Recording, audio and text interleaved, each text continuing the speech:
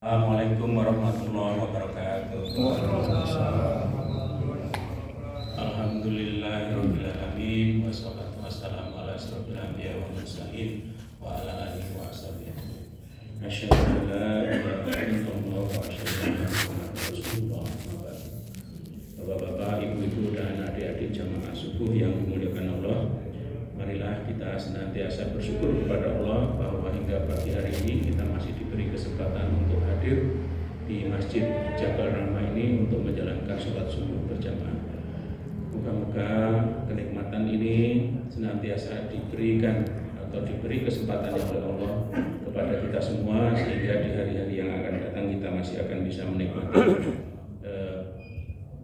ritual sholat subuh berjamaah ini maupun sholat-sholat wajib yang lain di masjid yang kita cintai ini, insya Allah. Amin.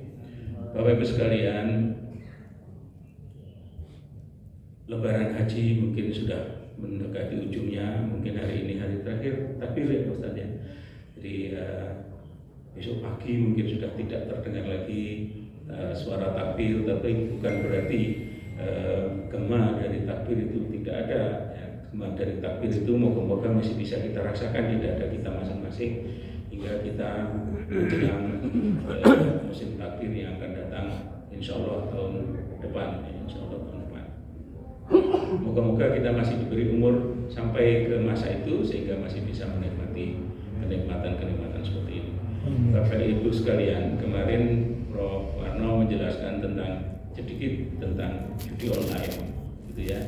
Dan itu adalah sesuatu yang sangat sulit sangat sulit untuk diberantas. Ya, saya masih ingat dulu ketika masih di kampung, gitu ya, kalau ada perayaan atau hajatan, biasanya ada judi yang tidak online. Ya, wujudnya bisa ketangkasan, sekedar melempar bola ke lubang, kemudian kalau berhasil diberi hadiah dalam bentuk apakah boneka atau souvenir yang lain. Jadi sepertinya hanya permainan sederhana, tetapi ketika nafsu kita untuk bermain lebih sering, lebih intens, itu maka akhirnya jadilah perjudian, begitu. Ya. Nah, kemarin juga sudah disinggung, yang paling menang itu bukan kalian pemainnya, gitu. Yang menang itu adalah bandarnya. Gitu.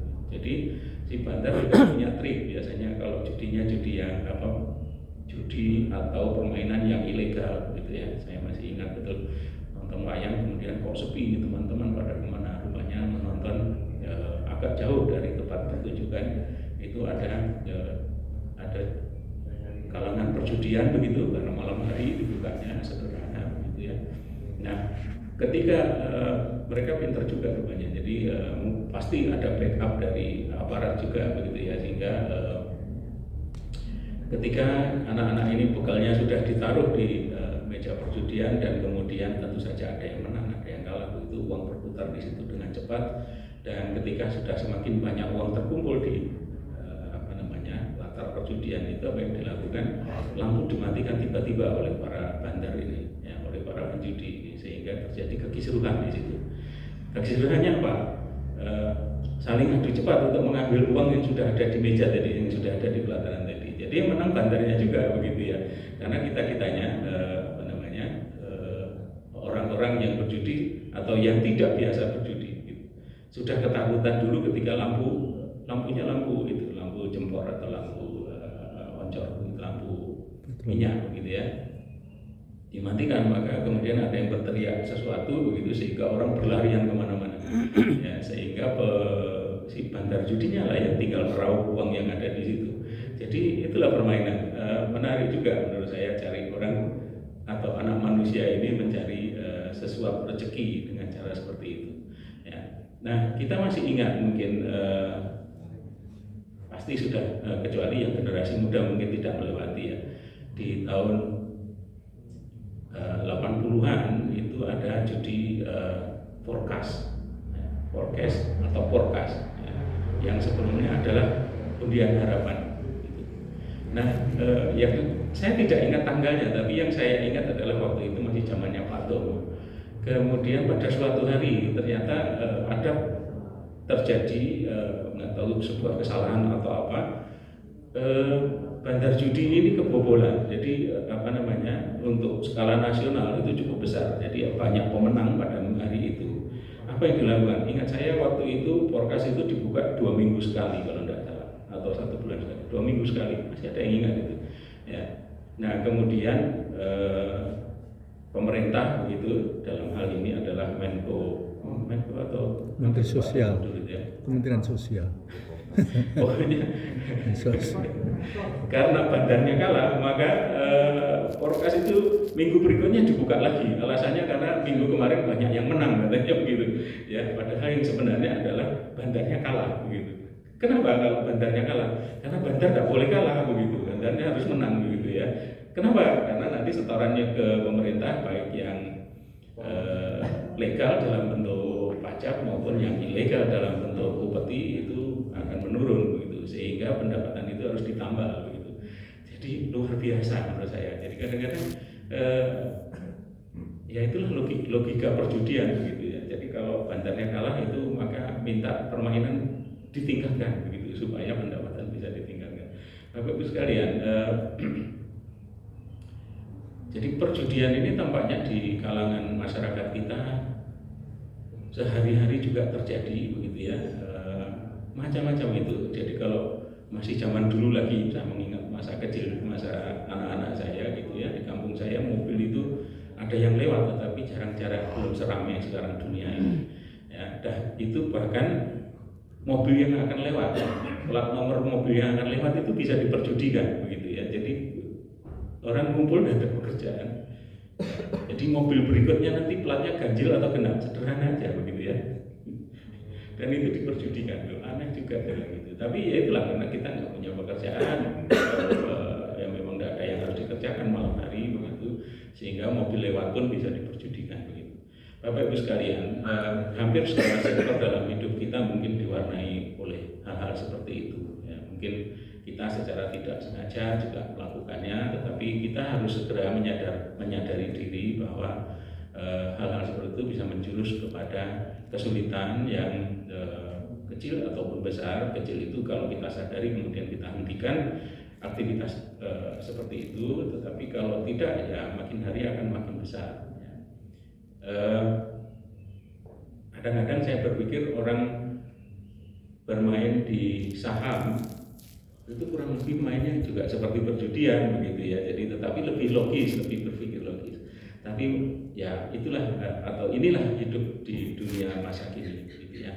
Nah, dengan terbukanya dunia karena adanya internet yang makin hari makin mudah kita akses, makin mudah diakses oleh masyarakat, maka persoalan-persoalan yang dulu hanya terisolir pada suatu wilayah saat ini sudah menjadi terbuka.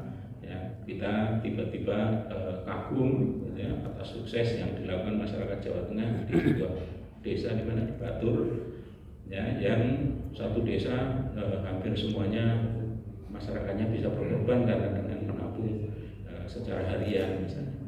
Jadi bagus juga berita itu kemudian bisa ditiru. Selama ini kita mendengar berita tentang Joko Karyan yang begitu sukses menghimpun masyarakat sekitarnya untuk berpartisipasi aktif di Masjid Joko Karyan dan seterusnya. Jadi tetapi tentu saja ada sisi positif, ada sisi negatif. Jadi Allah membangun muka bumi ini, membangun masyarakat manusia ini ya seperti itu, ada kebaikan, ada keburukan. Masalahnya apa? Masalahnya ketika keburukan itu sudah melebihi dari kebaikan yang bisa dilakukan oleh manusia, maka tunggulah saatnya masyarakat itu akan dihancurkan, gitu, akan diganti dengan masyarakat yang lain, dengan populasi yang lain, bahkan dengan makhluk yang lain. Ya, jadi kita kalau dikatakan Allah akan mengganti dengan makhluk yang lain, kesannya masih makhluk berikutnya adalah masih tetap manusia. Ya, bisa jadi lebih cerdas dari manusia, tetapi bisa jadi dia lebih ganas dari manusia, dan kita tidak tahu apa yang akan terjadi dengan hari-hari yang akan datang di muka bumi ini. Tetapi positifnya lagi, ya, sampai saat ini kita hanya mendengar kelaparan. Berita kelaparan itu hanya di Palestina karena peperangan yang sangat dahsyat. hampir di seluruh muka bumi tampaknya aman dan tentram, makanan tersedia cukup banyak ya, meskipun tidak melimpah. Di negeri kita sendiri meskipun ancaman harga beras naik itu selalu ada, tetapi beras ada setiap hari. Bapak Ibu masih bisa menikmati makan nasi setiap hari. Balik lagi ke zaman ketika saya kanak-kanak, kita atau makan malam kita itu dioplos dengan ubi atau dengan singkong atau apa lagi Pak Broto kalau di Magelang, ya, dengan diwul, dengan segala macam karbohidrat yang bukan dari beras itu adalah hal yang biasa. Kenapa? Karena memang terjadi kelangkaan beras. Ya, jadi orang mungkin punya uang, orang mungkin punya harta, tetapi ketika bahan pangan tidak ada, maka ada sebuah persoalan yang harus dihadapi bersama-sama. Bapak Ibu sekalian, saya tidak tahu harus bercerita apa lagi. Rasanya dunia ini begitu cepat berputar. Hari-hari ini informasi begitu cepat datang kepada kita, sehingga kadang-kadang kita mengalami kesulitan untuk memilah dan memilih mana yang harus masuk ke dalam otak kita dan mana yang harus kita lupakan gitu, atau kita tidak terlalu perhatikan begitu ya. Mungkin yang terpenting adalah marilah kita hadapi, marilah kita persiapkan kehidupan kita di hari-hari yang datang, karena persoalan itu kurban sudah selesai. Mungkin kita harus kembali ke dunia kita sehari-hari ya, para pengurus warga atau pengurus warga ya, mungkin masih harus memperhatikan volume air produksi sumur kita mungkin apakah mencukupi atau tidak, itu yang pertama. Kemudian yang saya juga perhatikan adalah jalan-jalan beton yang ada di komplek kita, terutama di Boulevard, itu mulai berlubang-lubang dan saya nggak tahu bagaimana menambahnya itu, karena ini beton bukan lagi aspal. Kalau aspal mungkin bisa ditambal dengan aspal, kalau beton juga bisa ditambal dengan aspal, tapi atau Pak Bibil nanti mohon disampaikan ke pengurus warga. Saya kira sebelum betul-betul terjadi kerusakan parah, terutama saya lihat di Boulevard ya. Di Boulevard itu sudah banyak yang lubang-lubang, karena memang jalan itu adalah jalan yang paling intensif kita gunakan. Bapak Ibu sekalian, marilah kita mulai kegiatan kita hari ini dengan semangat, dengan sekali lagi kita membaca Al-Fatihah.